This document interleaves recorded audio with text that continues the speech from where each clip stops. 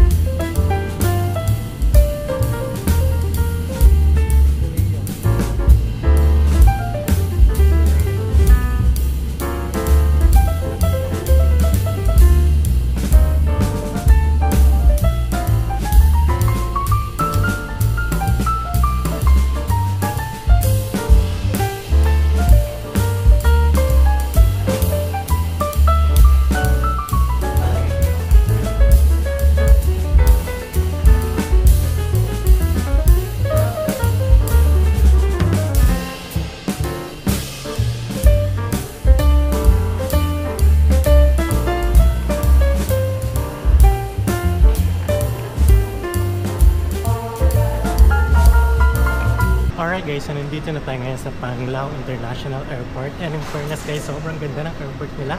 Mas maganda pa sa airport ng Katiklan sa may Boracay.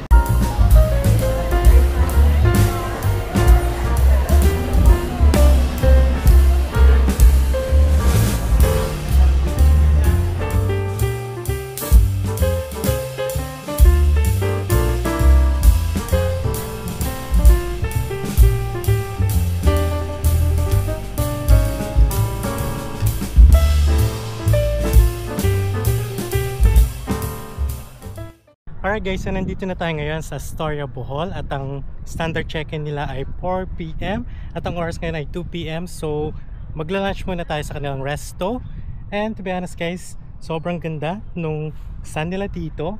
Sa ngayon, medyo low tide lang and to be honest guys, sobrang ganda rin ng mga villa dito sa Astoria, Bohol.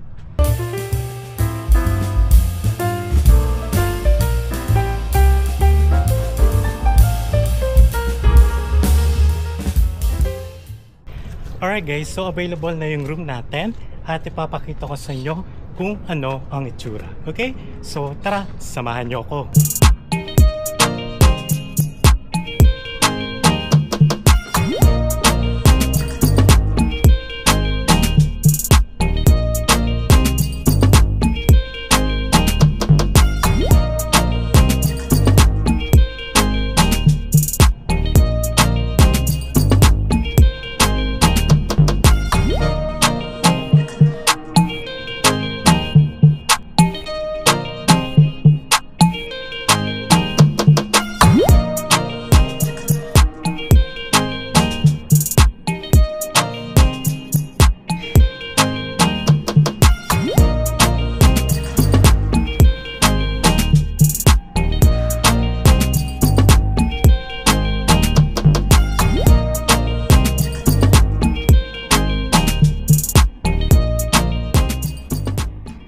Okay guys, so nandito tayo ngayon sa kanilang veranda at ipapakita sa inyo yung view natin dito.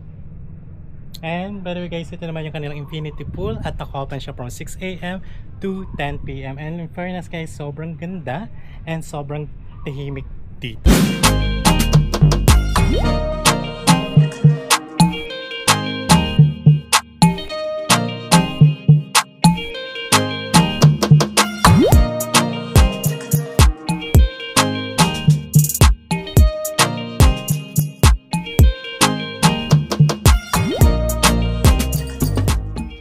Alright guys, so first night natin dito sa Bohol at nakastay tayo ngayon sa Astoria, Bohol dito sa may Baclayon. Actually guys, trinay natin na i-check yung Astoria Bohol sa Klook pero hindi siya available. And if ever magpapabook kayo, pwede kayo dumirekta na lang sa kanilang Facebook page, and I think meron din silang link para sa kanilang official website. And by the way guys, member lang kasi dito yung tita ko, kaya dito kami nagstay, and magstay tayo dito for 3 nights and 4 days. Then after natin dito sa Astoria Bohol, pupunta naman tayo sa Alona Beach at magstay naman tayo sa Best Western Ivy Wall, Panglao. Okay, so check na lang sa aking YouTube channel dahil meron din tayong gagawin na hotel room tour doon. And by the way guys, medyo may kalayuan yung mga tourist spot dito sa Bohol, especially kung pupunta kayo sa Chocolate Hills, Man-Made Forest, Tatarshire Sanctuary, and pinaka best advice talaga if ever magtutour kayo, especially countryside tour, ay magrenta lang kayo ng sasakyan for only 2,500 pesos. So murang-mura lang talaga, and yung mga entrance fee kayo magbabayad doon, good for 4 person. And by the way guys, before tayo pumunta dito sa Bohol, nag-check tayo ng mga YouTube videos sa TikTok and sa Facebook, pero wala masyadong nag-upload dito kahit yung mga sikat na vlogger. And madalas yung nababasa ko sa mga comment section na sobrang mahal daw dito sa Bohol, napakaginto daw yung mga presyo, especially yung transportation dito, dahil pinaka-mode of transportation lang talaga dito yung mga tricycle, and konti din yung mga dumadaan ng mga bus dito. And ang sinabi rin nila sa atin, yung pinakamalapit na mall yata dito yung Island City Mall. And kanina mula airport to Astoria Bohol, I think nasa 30 minutes din yung biyahe, kaya medyo may kalayuan din.